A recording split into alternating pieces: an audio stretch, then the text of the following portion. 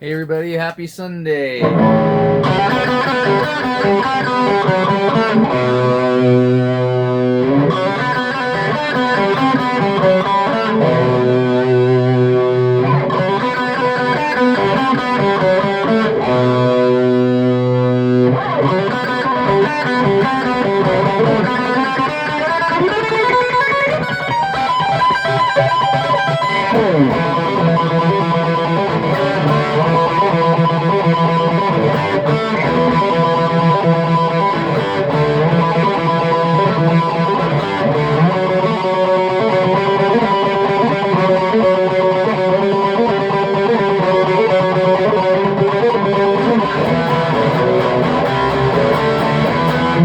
Hey, happy Sunday. How's it going, everybody? Name that song? Only the diehards will name that song. You people that joined in, you people that joined in later on, maybe somewhere in time, that kind of thing. Even the Bruce Dickinson years, maybe not know that song. That's Phantom of the Opera by Iron Maiden. And segue right into our yearly listing of the Rock and Roll Hall of Fame nominees for 2026. Yes, this is a yearly show. If you haven't been watching, near and dear to my heart. And of course, heavy rockers everywhere, because we get our teeth kicked in every year. And yeah, and we can go on and on. Watch past shows about me going on about the Rock and Roll Hall of Fame and this and that, and how tons and tons of people, myself included, there was one year where I voted every day. I can't remember who the artist was I wanted in, but I voted every day. And you can vote every day. You can vote every day. You go on their website and you can go. You can probably, I think it's ballots are open now to vote for your favorites. But the problem is, and here, case in point, the facts are out there, because back in the year, I can't remember, it was about 4, maybe 5, maybe even 10 years ago, Dave Matthews Band was nominated for induction, and the fan ratio for the Dave Matthews Band was here, and everybody else was down here. Like, he was into 20,000, 30,000 votes, 100,000, 200,000, and everybody else was at 50,000 down here. That's how much people wanted the Dave Matthews Band in, and they didn't get in that year. So I stopped voting at that point, because, like, how much is that people's vote considered? I've never told many people this, but years ago, I was a host on the Juno Awards. I hosted the Juno Awards. No, I was a judge on the Juno Awards, and they picked me, and they said, "Hey, we need you to judge the rock category for albums." And God, they gave me a list of. There was a lot of albums up for nomination for Canadian artists. It was amazing, because it was rock, so it was very general. I mean, there was everything from, grindcore bands to, Flock of Seagulls type bands to Black Crowes type bands to straight up blues. Interesting that they kind of lumped rock into one big thing, kind of like how the Rock and Roll Hall of Fame lumps everybody into one genre, which is, it's great. I think it's great that they do that. I think it's great that country artists can be in there. And rap and everything else, and R&B and everything else. Anyhow, so the Juno Awards, I meticulously listened to every one of, I think there was 20 to 30 albums. I listened to every one. I had a day, every day. I listed everything off. I numbered them down. It got to the point I was listening to every song on the album, because I wanted to see how great these artists were, and some of them were phenomenal, great artists. And then finally, I picked my picks, and none of them got picked, because it was all people. It was because there was other categories that were based on sales and stuff like that. So I think the Glorious Sons one, but I went on. I put everybody down on an even playing field. Didn't say, hey, Glorious Sons, they're a big band. Well, maybe they should be higher up in the. No, I put them right in the same tier with everybody else, and they didn't consider my vote. So, and I was a judge. I was a official Junior Award judge. But that's okay. That's okay. So, anyways, did my research this morning. Here is my list. So, the 2026. I'm such an idiot. I wrote 2006 because I'm writing things fast. 2026 Rock and Roll Hall of Fame nominees for induction this year. So we'll have another show later on where we announce the inductions, and we hard rock, heavy metal people will get their teeth kicked in. Why do I do that? Why do I foreshadow that? It may not happen this year. Anyhow, put the guitar pick down, and our nominees are the Black Crowes. Meet small in my categories. I saw the Black Crowes open for the Michael Schenker group at Rock and Roll Heaven, and they were nobodies, and they're great. Well, my friend Brad tells me they're a great band. I was in such Schenker mode that night. I don't know if I really saw them, but the Black Crowes deserves to be in. Sure, why not? Jeff Buckley deserves to be in. If you don't know Jeff Buckley or his music, it's pretty out there stuff. I also found out that he went to the Musicians Institute and was an incredibly accomplished player. I did not know that. I just thought he was an incredible songwriter. And anyways, Jeff Buckley should be in the Rock and Roll Hall of Fame. Mariah Carey, Phil Collins. I think so. Melissa Etheridge. I love Melissa Etheridge. I think her music's amazing. Lauryn Hill, Billy Idol, In Excess, Joy Division, New Order. I thought they were in already. Or maybe they were just nominated like Iron Maiden was. New Edition, Oasis, Pink, Sade, Shakira, Luther Vandross, and Wu-Tang Clan. There's always one that I don't really know. Heard of the name and never really heard their music. And in this case, I know the whole list except for Wu-Tang Clan. Shame on me. There's some stiff competition here. The one name I did leave out was Iron Maiden. Iron Maiden is nominated again for induction. And Bruce Dickinson has been very outspoken about this, saying he doesn't care. Doesn't expect to get in.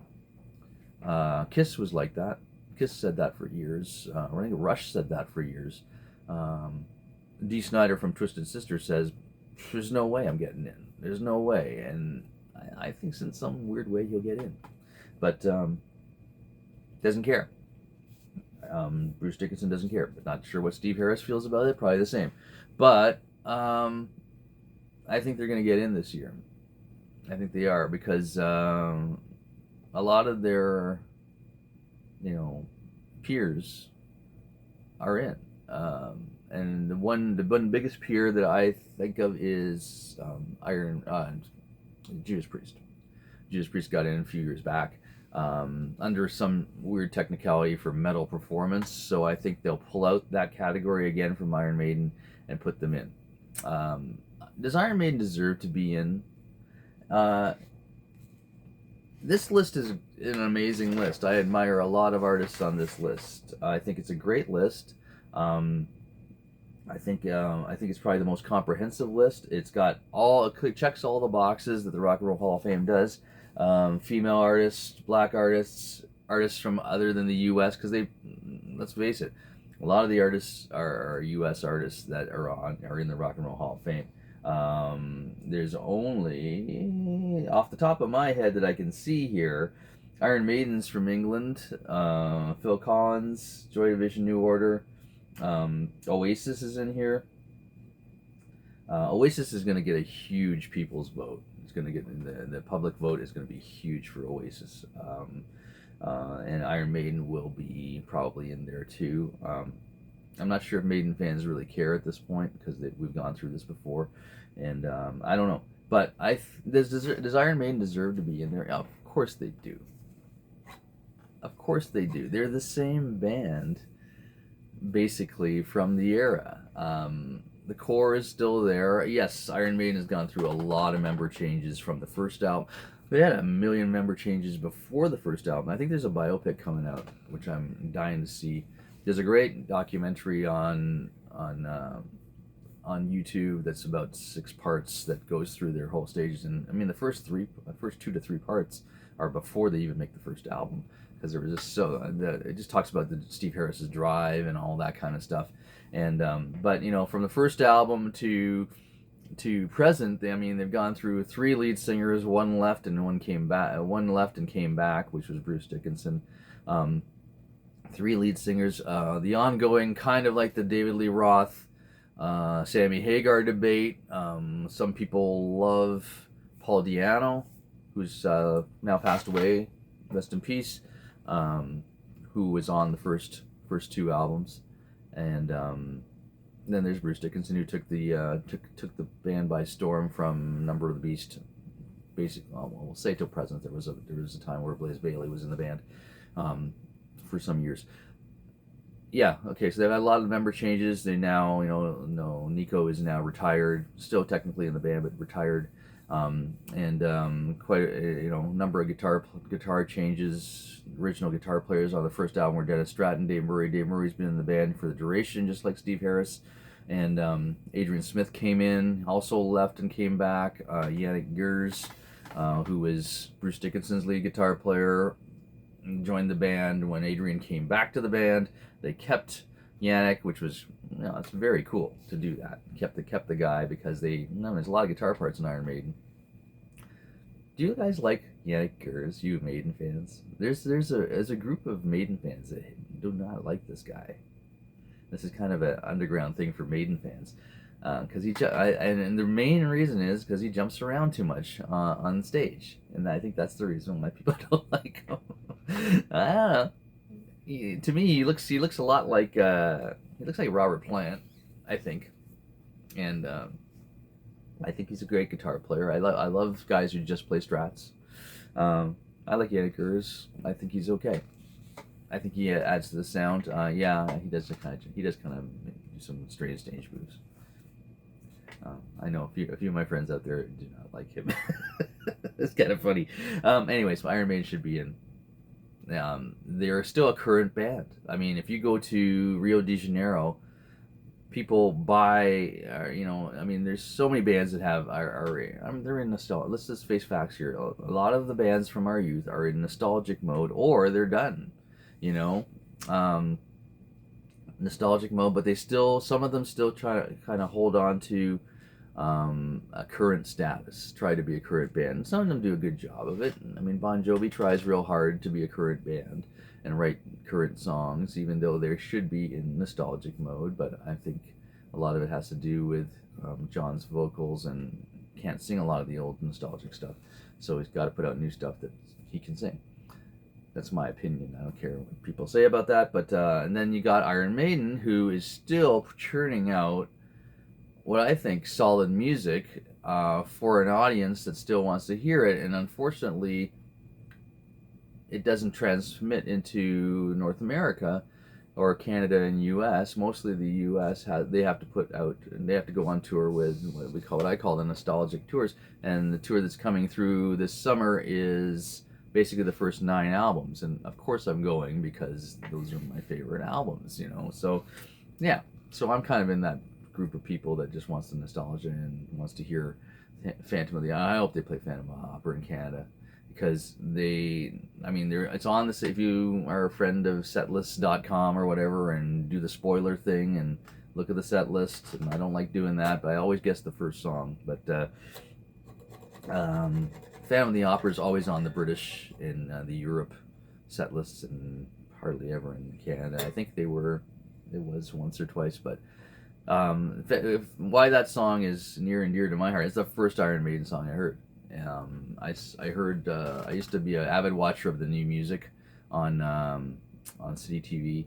Sunday night, our news magazine. We're starved to hear about artists. Not the ones that were on the radio that were being pushed at our faces.